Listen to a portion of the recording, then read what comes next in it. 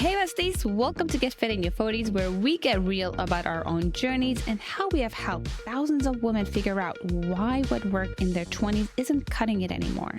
We are your hosts, Dookie and Kausar, your fitness BFFs, here to help you navigate losing weight and getting healthier in your 40s and beyond. Let's get into it. Welcome back to another episode of Get Fit in Your 40s, the podcast where we talk all real and sustainable ways to lose weight, especially while navigating hormonal shifts that hit for women after 40. I'm your host, Kausar, a fitness and nutrition coach and co-founder of Become Fit Forever, or BFF. I started this company with my best friend, Coach Dookie. Speaking of which, today is literally my first solo episode because Coach Dookie is attending and speaking at a small business week, which is super exciting.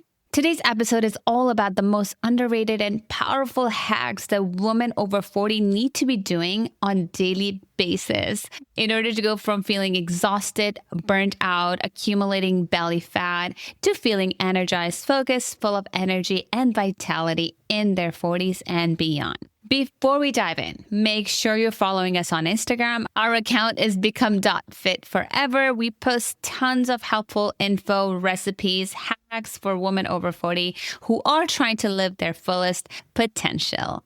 Before I get into this episode, I want to get a little bit personal. As I was researching this episode, I realized how important it is for us to be vulnerable and remind you that change is absolutely possible. If you are in a place of feeling really low, you feel lack of energy, lack of motivation, you have belly fat that you've been trying to lose and you're unable to get there, I want you to understand that we were able to accomplish that. My clients have been able to accomplish that. Coach Dookie has been able to get to the other side. That's why we are open and honest about our journeys throughout our social media platforms. I remember when I had just turned 30 years old, I had two little kids. My firstborn was 3 years and my son was just about 1. And I felt absolute crap. No one talks about feeling awful in their 30s because that's when people are typically starting their families. But for me, my body was not okay. I started developing this unexplained shoulder pain that would paralyze me. I would just lay down for hours. I would call my husband, seek help, and I couldn't even attend to my baby because my shoulder was in excruciating pain. I went through a lot of medical testing and research, lab work, CAT scan, and every single type of scan, you name it. I found zero answers. Till this day, we don't know what that was. My lifestyle at that time, honestly, was a mess. I was living off of coffee. I was exhausted 24/7. I was breastfeeding, not sleeping. I was up most of the nights. I was skipping meals, especially breakfast and lunch, thinking that it would help me lose weight because I'm cutting down on calories. And then by the afternoon, I would be starving and I would binge on croissants and coffee. That was my routine. Then dinner was usually takeout because I had zero energy to cook. At first, I thought it was my low iron that I didn't have energy at this age, which I was able to take care of with medical help. It was a cycle of craving, undereating, binging, poor sleep, and emotional burnt out. And on top of that, I was carrying 30 extra pounds. If you want to hear more about my journey and how I overcame disordered eating, go back to season 1 and listen to my story. Looking back now, with everything I've learned as a nutritionist, it all makes sense. My sleep was a wreck. Even when I had a moment to myself at night, I would stay up late just to write emails, catching up with my family overseas. So of course, I wasn't sleeping well. I wasn't exercising at all because I did not have any energy. And the only walk I did was literally just walking with my kids to the playground. I had really low metabolism, constant cravings, mood swings. I was 35 pounds heavier with aches and pains and no idea how to feel like myself again. My body felt like an 80-year-old. After becoming a nutritionist, doing years of trial and error and finally losing the weight, I look back and think, what if I never made those changes? And it's pretty humbling when I look at it in that way. Now I'm 39 years of age. And if I had stayed in that same path, I would probably be dealing with early arthritis because it runs in our family. I would also be pre-diabetic and have heart conditions because that also runs in our family. Since my diet was so unstable, my lifestyle was inconsistent and I was completely disconnected with my body. And that's why I'm so passionate about helping women over 40. Yes, age happens and there's a lot of things, including hormonal shifts that are happening in our body that are not in our control. But trust me when I tell you that 90% of how you feel is tied to your daily choices. It's not just your hormones, it's the bad habits we've been carrying for many years, and change is possible. All right, let's get into the hacks. We are starting with hack number 1, which is sleep. Sleep is one of the most underrated, most powerful tools for weight loss and energy after 40s. As we age, our sleep changes a lot. After 40, our circadian rhythm starts to shift. You might notice that you're getting tired earlier, or you're sleeping later, or waking up frequently in the middle of the night. It is normal. And it's also due to the decline in estrogen and progesterone, which is related to perimenopause. You may also be waking up more, whether it's the use of bathroom, hot flushes, or just feeling wired from work stress. So your kids are probably preteens and teens, and so you got a lot of stress on your mind, or maybe your kids are going to college, so you got a lot going on. And you know what is the craziest thing that I've learned is that after the age of 40, your body starts to produce less melatonin, the hormone that helps you fall asleep, which means falling asleep and staying asleep actually gets harder. Lack of sleep increases cortisol, your stress hormone. When cortisol is high, your body craves fast energy, which usually means sugars and carbs. That's why after a rough night's sleep, you're reaching for pastries, you're reaching for coffee because you feel like you're going to get your energy with those things. Your body's just craving it.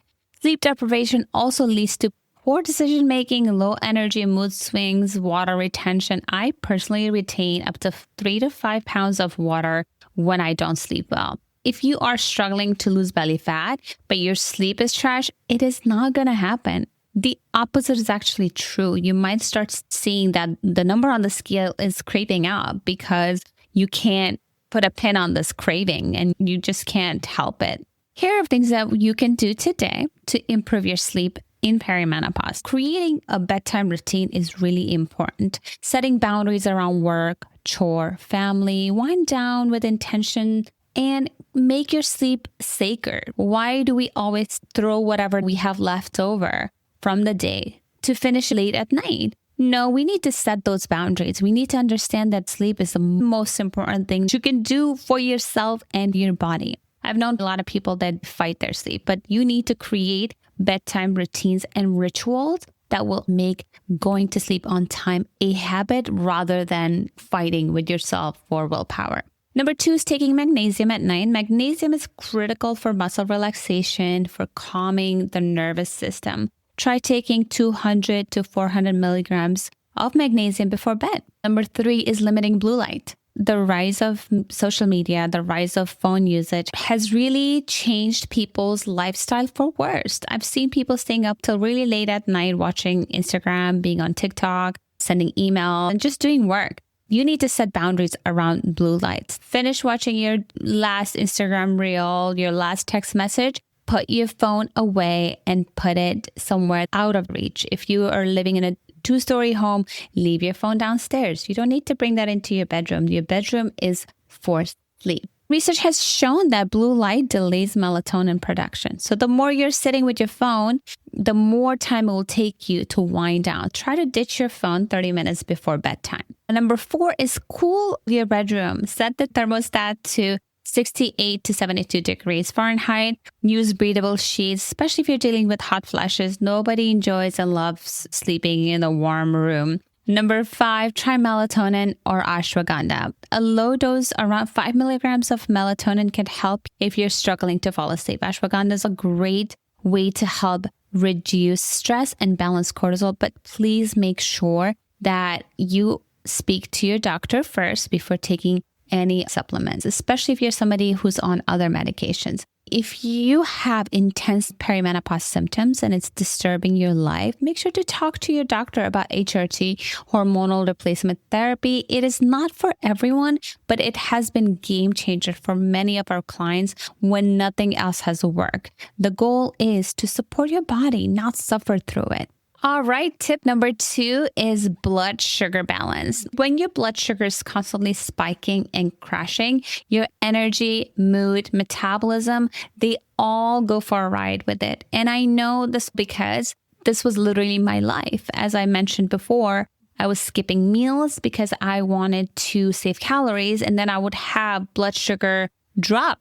And then I would go for a coffee and croissant, and then it would spike and drop. It was just this whole mess all day long. One of the other factors that's working against you as a woman over 40 is that our insulin sensitivity drops, which means our body doesn't process sugars and carbs as it used to in our 20s and 30s. This is why balancing your blood sugar is one of the most underrated fat loss hacks for women over 40. It is not about cutting out carbs. It is about pairing them with protein, fiber, and healthy fats so you don't get those crazy spikes and crashes when you eat food that's high in carbs. They digest really quickly. They go into your bloodstream and it gives you this spike in your blood sugar, this energy rush. And since carbohydrates digest really fast, you use that for energy needs, and then it crashes really fast. And then your blood sugar is seeking more energy. So start having those cravings again. Instead, you need to pair your carbohydrates with source of protein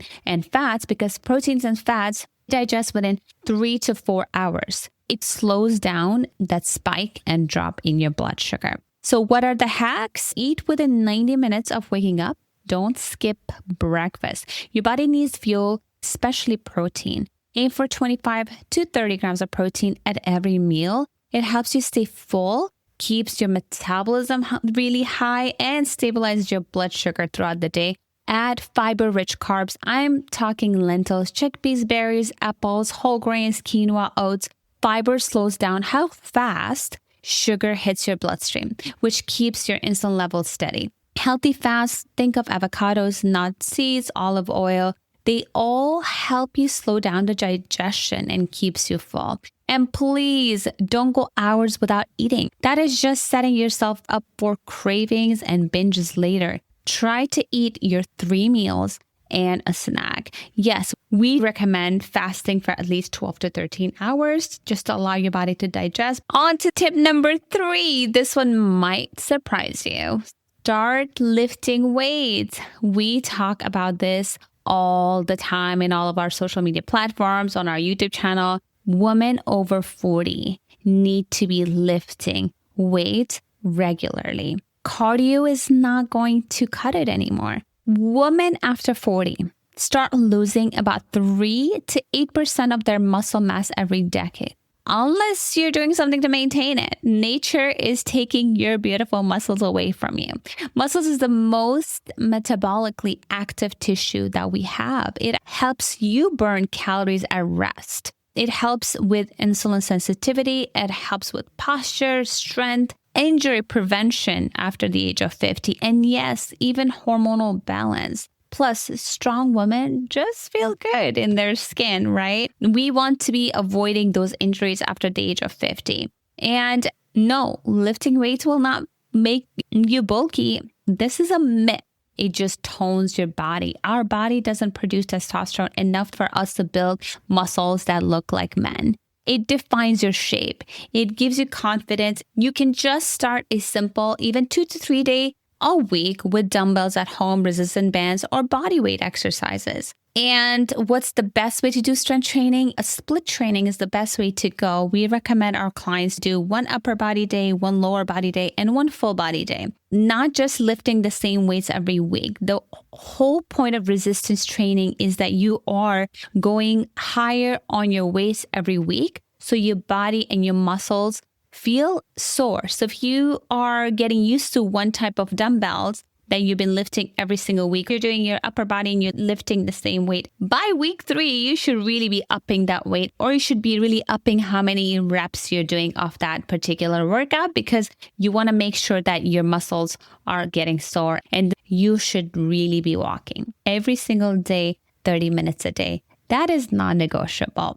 Hack number 4, eat more fiber. Did you know that 90% of Americans are hardly getting 5 grams of fiber per day? That is a huge problem and has been the underlying issue for many diseases such as heart attacks and high cholesterol. Why does fiber matter? It regulates your blood sugar. It is actually a form of carbohydrate that doesn't digest. It helps you with your energy balance, and it also helps you support weight loss.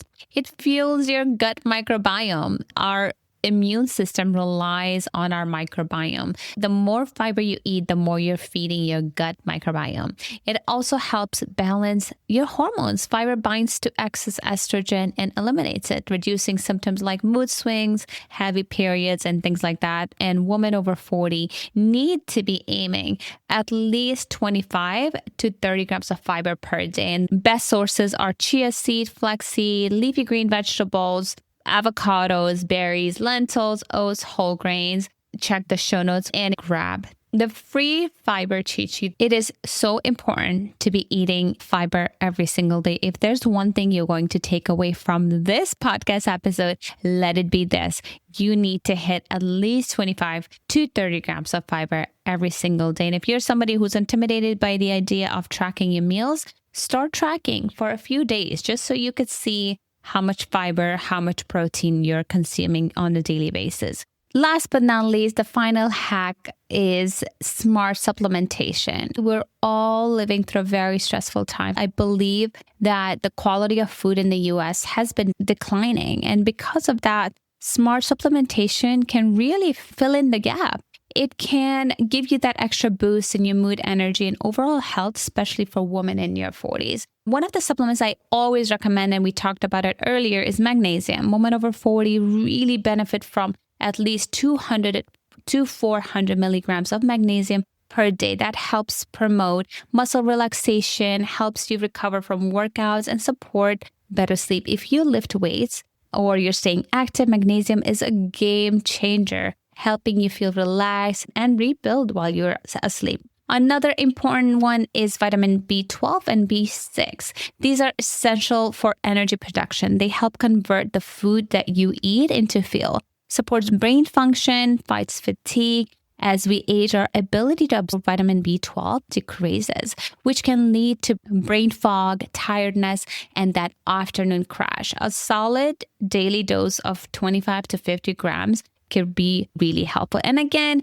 if you are somebody who's, no, I'm just going to stick to eating healthier food, you can stick to high quality foods such as organic leafy green vegetables, legumes, fortified foods, egg, dairy, fish, poultry. If you're somebody whose diet is filled with these foods, then you don't need that much vitamin B12 supplement. But if you don't, honestly, it's not a bad idea to add some. A third supplement that I personally love is ashwagandha. It is an adaptogen. An adaptogen is a natural substance, usually a herb or plant, that helps your body adapt to stress and maintain balance. If you are going through perimenopause and menopause, ashwagandha may be able to help with mood swings, stress, sleep, and also known to reduce cortisol levels, which helps you feel calmer. I personally take it during my luteal phase. That's the week before my period, which I feel like my mood changes, my energy changes, I feel fatigued. So this really gives me a nice lift. Again, make sure